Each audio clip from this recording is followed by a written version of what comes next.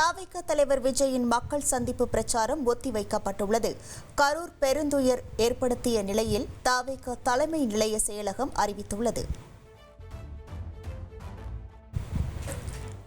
கரூரில் செய்தியாளர்களை சந்தித்த முன்னாள் அமைச்சர் செந்தில் பாலாஜி கூட்ட நெரிசல் சம்பவம் தொடர்பாக வீடியோ ஆதாரங்களுடன் விளக்கம் அளித்தார். லைட் ஹவுஸ், ரவுண்டானா, உழவர் சந்தை ஆகிய பகுதிகளில் போதிய இடவசதி இல்லாததால் விஜய் பிரச்சாரத்திற்கு வேலுச்சாமிபுரத்தில் அனுமதி அளிக்கப்பட்டதாக அவர் தெரிவித்தார். லைட் ஹவுஸ் கார்னர் கொடுத்திருந்தா ஒரு கால் பக்கத்தில் அமராவதி ஆறு இருக்கு, இந்த பக்கம் பெட்ரோல் பங்க் இருக்கு, அது ஒரு திரும்புற இடம், நகரை விட்டு வெளியே போற இடத்துல திரும்புற இடங்கள், அந்த இடங்கள் அந்த சந்திப்பு இருந்தா ஒட்டு மொத்தமா மாநகரம் முழுக்க ஒரு போக்குவரத்து நெரிசல் ஏற்பட்டிருக்கும். எனக்கு தெரிஞ்ச வரைக்கும் அந்த இடத்துல இருந்திருந்தா ஒரு அதிகபட்சம் ஒரு 7000 பேர் நிக்கலாம், 5000 இருந்து ஒரு 7000 பேர் நிக்கலாம். நீங்க உழவர் சந்தை கொடுத்திருந்தா ஒரு 3000 இருந்து ஒரு 5000 பேர் நிக்கலாம். சேர் போட்டாலே நம்ம அந்த இடத்துல ஒரு 2000 சேர் தான் போடுறோம். என் குடும்பத்தை விட கரூர் மக்களை அதிகம் நேசிப்பவன் நான் என செந்தில் பாலாஜி உருக்கமாக தெரிவித்தார். கட்சி அலுவலகத்திற்கு அருகிலேயே மருத்துவமனை இருந்ததால் சம்பவம் நடந்தவுடனே அங்கு சென்றதாகவும் அவர் விளக்கமளித்தார். 10 ரூபாய் பாட்டில் பாட்டு பாடிய விஜய்க்கு டாஸ்மாக் நிர்வாகத்தில் என்ன நடக்கிறது என்பது தெரியுமா என செந்தில் பாலாஜி கேள்வி எழுப்பியுள்ளார். கையில் கொடுக்கப்பட்டதை பார்த்து விஜய் பேசுவதாகவும் அதிமுக ஆட்சியிலேயே டாஸ்மாக் தொடர்பாக 7540 புகார்கள் வந்ததாகவும் அவர் தெரிவித்துள்ளார்.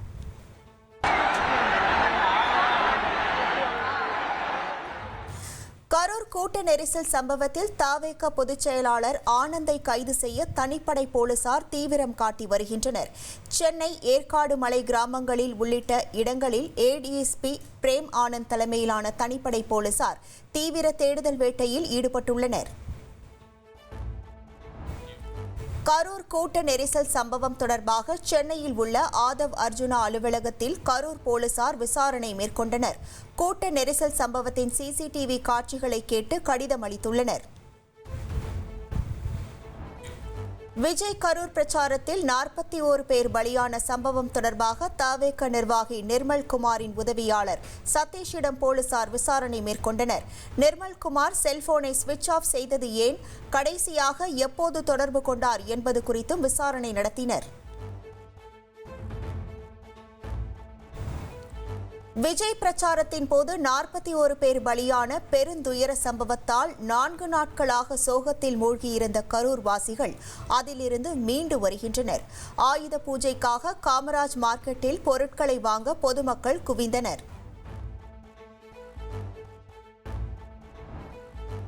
கரூர் துயர சம்பவம் போன்ற விபத்துகள் மீண்டும் நடக்காமல் இருக்க ரோட் ஷோக்களுக்கு வழிகாட்டு நெறிமுறைகளை வகுக்க உத்தரவிடக் கோரி சென்னை உயர்நீதிமன்றத்தில் மனு தாக்கல் செய்யப்பட்டுள்ளது. நெறிமுறைகள் வகுக்கப்படும் வரை எந்த கட்சிக்கும் ரோட் ஷோ நடத்த அனுமதி வழங்கக்கூடாது என்றும் கோரிக்கை விடுக்கப்பட்டுள்ளது.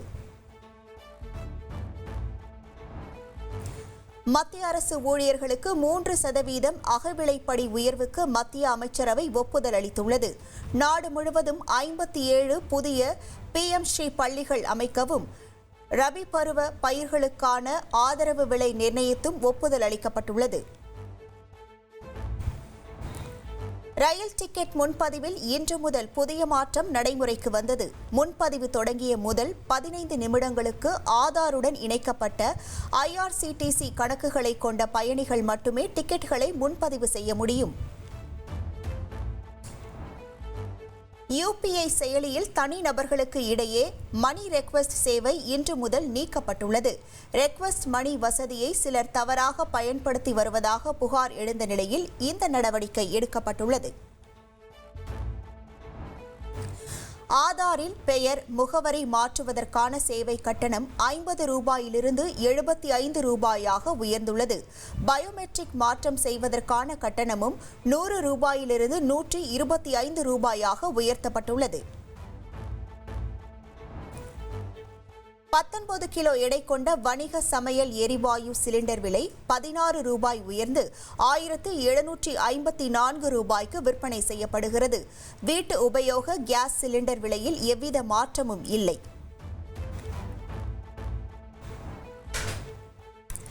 வணிக பயன்பாட்டிற்கான சிலிண்டர் 16 ரூபாய் விலை உயர்ந்து 1754 ரூபாயாக விற்பனையாகும் நிலையில் ராமநாதபுரம் பகுதி சிறு குறு வியாபாரிகள் மற்றும் டீக்கடை உணவக உரிமையாளர்கள் தங்கள் அதிருப்தியை வெளிப்படுத்தியுள்ளனர். எண்ணெயோட விலை ரஷ்யா ரொம்ப குறைந்த விலைக்கு கொடுக்குறோம்னு சொல்றாங்க.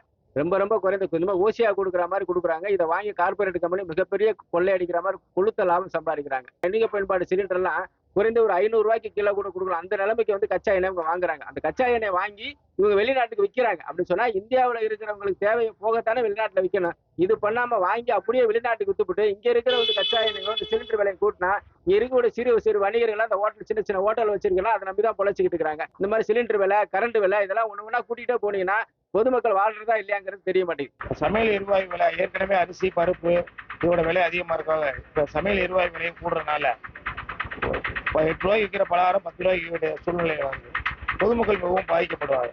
அதனால் அரசு இந்த சமையல் எரிவாயு, அரிசி பருப்பு இந்த விலைகளை கட்டுக்கோப்பில் வைத்திருக்கும்படி பொதுமக்கள் சார்பாகவும் வியாபாரிகள் சார்பாகவும் கேட்டுக்கொள்கிறேன். இல்லை மக்களை போட்டு கொள்றதுதான்.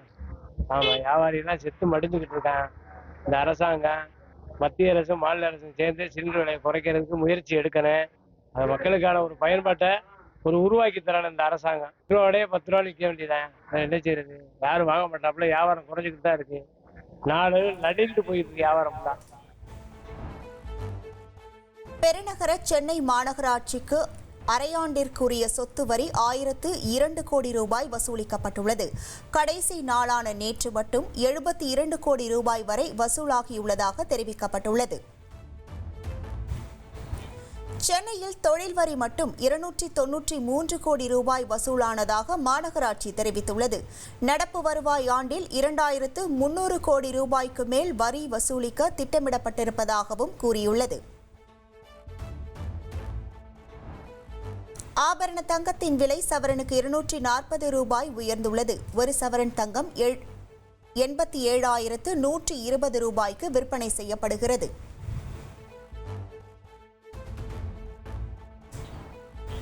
ரெப்போ வட்டி விகிதத்தில் மாற்றம் இல்லாமல் 5.5% தொடர ரிசர்வ் வங்கியின் நிதிக்குழு கூட்டத்தில் முடிவு செய்யப்பட்டுள்ளது.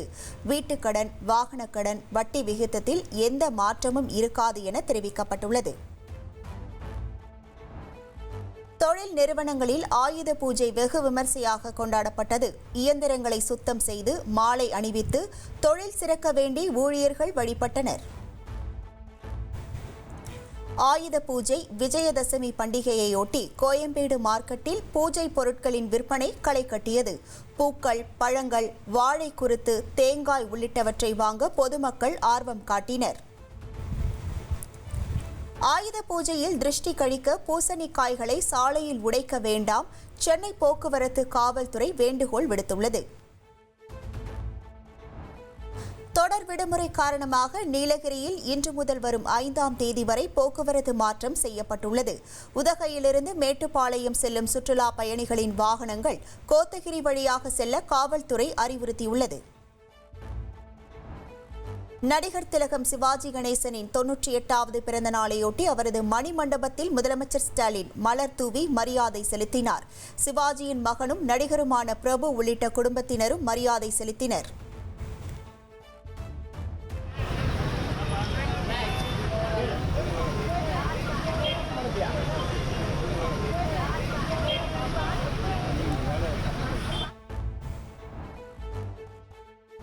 காங்கிரஸ் கட்சியின் தேசிய தலைவர் மல்லிகார்ஜுன கார்கே திடீர் உடல்நலக் குறைவால் பெங்களூருவில் உள்ள தனியார் மருத்துவமனையில் அனுமதிக்கப்பட்டுள்ளார். இதய துடிப்பை சீராக உதவும் பேஸ் மேக்கர் அறுவை சிகிச்சை மேற்கொள்ளப்பட இருப்பதாக தகவல் வெளியாகியிருக்கிறது.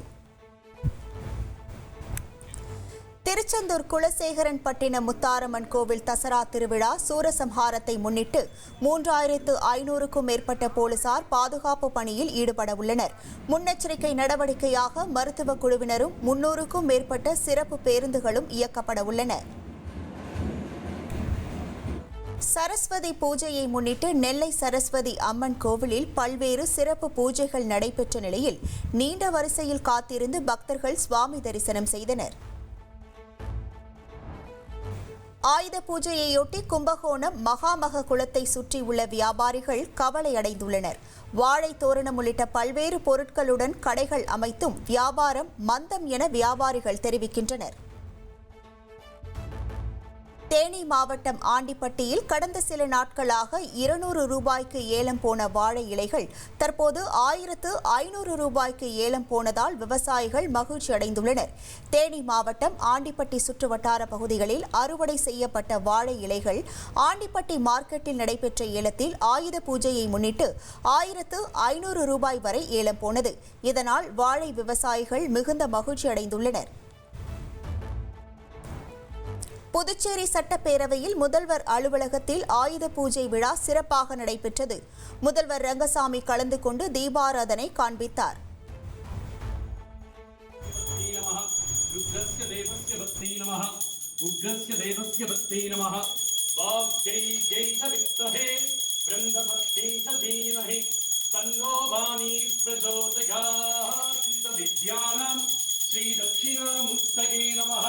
सद्गुरु चरणारविन्दाभ्यां नमः। अपराधक्षमार्थं सर्वमङ्गलप्राप्त्यर्थं दिव्यकर्पूरज्योतिः. சென்னை சேப்பாக்கத்தில் உள்ள எம்எல்ஏ விடுதிக்கு மின்னஞ்சல் மூலம் வெடிகுண்டு மிரட்டல் விடுக்கப்பட்டதால் பரபரப்பு ஏற்பட்டது.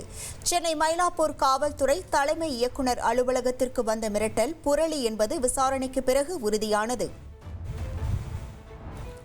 மதுரை மாட்டுத்தாவணி பேருந்து நிலையத்திற்கு வெடிகுண்டு மிரட்டல் விடுக்கப்பட்ட நிலையில் சோதனையில் புரளி என தெரிய வந்தது.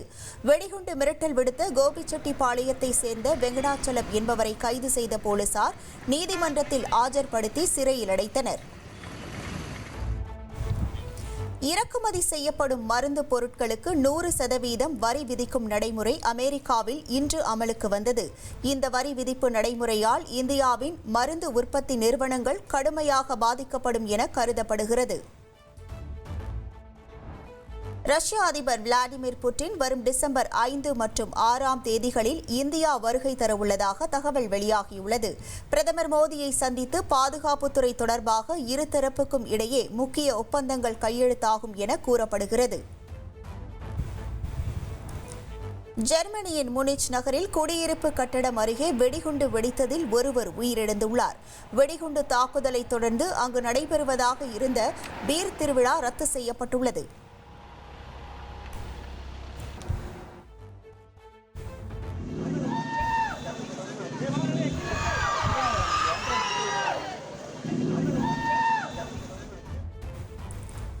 தனுஷ் இயக்கி நடித்த இட்லி கடை திரைப்படம் வெளியான நிலையில் சென்னை கோயம்பேடு திரையரங்கில் கட் அவுட் வைத்து ரசிகர்கள் பால் அபிஷேகம் செய்தனர்.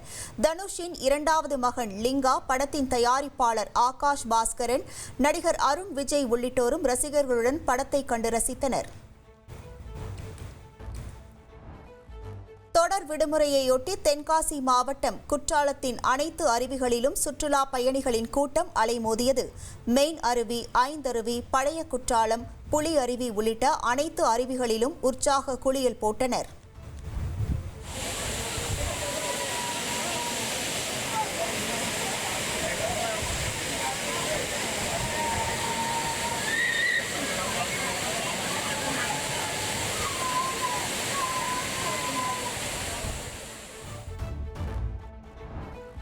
தேனி மாவட்டம் லோயர் கேம்பில் முல்லை பெரியாற்றில் இருந்து 18ஆம் கால்வாயில் பாசனத்திற்காக தண்ணீர் திறக்கப்பட்டது. இந்த விழாவில் தேனி பாராளுமன்ற உறுப்பினர் தங்க தமிழ்ச்செல்வன் மற்றும் மாவட்ட வருவாய் அலுவலர்கள் கலந்து கொண்டனர். உத்தரப்பிரதேச மாநிலம் அலிகார் பகுதியில் தசராவை முன்னிட்டு ராவணனை வதம் செய்யும் நிகழ்வுக்காக அசுரனின் உருவ பொம்மைகளை தயார் செய்யும் பணிகளை இஸ்லாமியர்கள் தலைமுறையாக செய்து வருகின்றனர். இதுகுறித்து தெரிவிக்கும் அவர்கள், மன்னர் காலத்திலிருந்தே இந்த கலையை செய்து தாங்கள் வருவதாகவும், எந்த மின் சாதனங்களும் உபயோகிக்கப்படாததால் கைகளாலேயே செய்வதால் அழகாக வருவதாக அவர்கள் தெரிவிக்கின்றனர். ஜெனரல் எலக்ட்ரிக் எனப்படும் அமெரிக்க நிறுவனத்திடமிருந்து தேஜஸ் மார்க் 1A ரக போர் விமானங்களை தயாரிக்கும் ஹிந்துஸ்தான் ஏரோநாட்டிக்கல் லிமிடெட் நிறுவனத்திற்கு 4வது GE 404 இன்ஜின் வந்துள்ளது.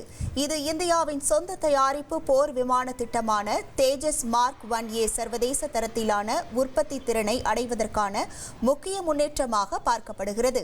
நடப்பு நிதி ஆண்டுக்குள் மொத்தம் 12 இன்ஜின்கள் இந்தியாவுக்கு கிடைக்கும் என்று தெரிவிக்கப்பட்டிருந்தது குறிப்பிடத்தக்கது. உத்தரப்பிரதேச முதல்வர் யோகி ஆதித்யநாத் கோராக்பூரில் உள்ள கோர்க்நாத் கோவிலில் நவராத்திரியின் 9ஆம் நாளான மகா நவமியான இன்று குழந்தைகளின் பாதங்களை கழுவி கன்னி பூஜை செய்தார்.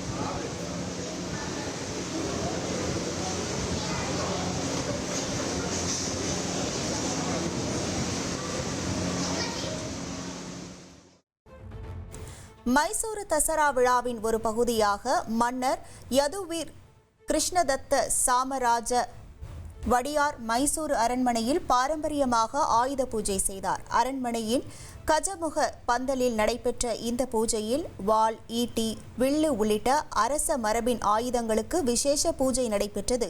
நூற்றாண்டுகள் பழமையான இந்த பாரம்பரியம் ஒவ்வொரு ஆண்டும் நவராத்திரி காலத்தில் நடைபெற்று வருவது குறிப்பிடத்தக்கது. நீலகிரி மாவட்டம் கூடலூரில் உள்ள ஹோட்டலில் சிக்கன் பிரியாணிக்கு பதிலாக பீஃப் பிரியாணி கொடுத்த ஆத்திரத்தில் பெரிய அரிவாளுடன் கடைக்குள் வந்து ஒருவர் மிரட்டிய சிசிடிவி காட்சிகள் வெளியாகியுள்ளன. கூடலூர் பகுதியில் பஞ்சர் கடை நடத்தி வரும் சுந்தரமூர்த்தி என்பவர் ஹோட்டலில் சிக்கன் பிரியாணி பார்சல் கேட்டுள்ளார். அப்போது பீஃப் பிரியாணியை ஹோட்டல் ஊழியர்கள் கட்டி கொடுத்ததால் ஆத்திரமடைந்த அவர் ஹோட்டலில் இருந்த கண்ணாடியை உடைத்ததுடன் பெரிய அரிவாளை எடுத்து ஊழியர்கள் மற்றும் ஹோட்டல் உரிமையாளரை மிரட்டியுள்ளார். இதுகுறித்த புகாரின் பேரில் சுந்தரமூர்த்தியை போலீசார் கைது செய்தனர். சீன மக்கள் குடியரசின் நிறுவன தினமான இன்று அந்நாட்டு மக்களுக்கு இந்தியா சார்பில் வெளியுறவுத்துறை அமைச்சர் ஜெய்சங்கர் வாழ்த்து தெரிவித்துள்ளார். உறவுகளை உறுதிப்படுத்தவும் மீண்டும் கட்டி எழுப்பவும் நமது பணிகளை தொடர ஆவலுடன் காத்திருப்பதாக அவர் குறிப்பிட்டுள்ளார். யுக்ரைனின் ஒடேசா பகுதியில் ஏற்பட்ட வெள்ளத்தில் 9 பேர் உயிரிழந்தனர். 2 மாதத்திற்கு பெய்ய வேண்டிய மழை வெறும் 7 மணி நேரத்தில் கொட்டி தீர்த்ததால் பெரும் சேதம் ஏற்பட்டுள்ளது. டாடா நிறுவனம் தயாரிக்கும் ஏர்பஸ் H125M ரக ஹெலிகாப்டர்கள் 2027இல் பாதுகாப்பு படையில் சேர்க்கப்படும் என தெரிவிக்கப்பட்டுள்ளது. இந்திய பாதுகாப்பு படையின் இலகு ரக மல்டி ரோல் ஹெலிகாப்டரான தேவையை பூர்த்தி செய்யும் வகையில் நடவடிக்கை எடுக்கப்பட்டுள்ளது. பிலிப்பைன்ஸில் 7.0 ரிக்டர் அளவில் ஏற்பட்ட சக்தி வாய்ந்த நிலநடுக்கத்தில் உயிரிழந்தவர்களின் எண்ணிக்கை 69ஆக உயர்ந்துள்ளது. 150க்கும் மேற்பட்டோர் படுகாயங்களுடன் மீட்கப்பட்டு மருத்துவமனையில் அனுமதிக்கப்பட்டுள்ளனர்.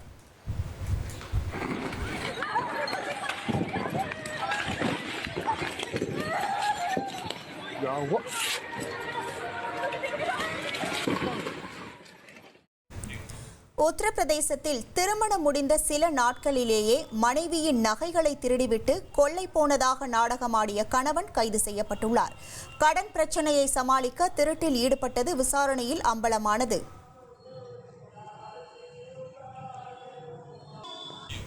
மத்திய பிரதேச மாநிலம் கார்கோனில் உள்ள பலாசி கிராமத்தில் உள்ள சிங்காஜி கோவிலில் 19 வயதாகும் சோனம் என்ற பெண் தனது கணவருடன் இணைந்து நடனம் ஆடிக்கொண்டிருந்த பொழுது திடீரென மயங்கி விழுந்துள்ளார். அவரை சோதனை செய்த மருத்துவர்கள் அவர் மாரடைப்பு ஏற்பட்டு உயிரிழந்ததாக தெரிவித்தனர். 19 வயதாகும் சோனமுக்கு 4 மாதங்களுக்கு முன்பே திருமணமான நிலையில் இளம் வயதிலேயே அவர் உயிரிழந்தது பெரும் சோகத்தை ஏற்படுத்தியுள்ளது.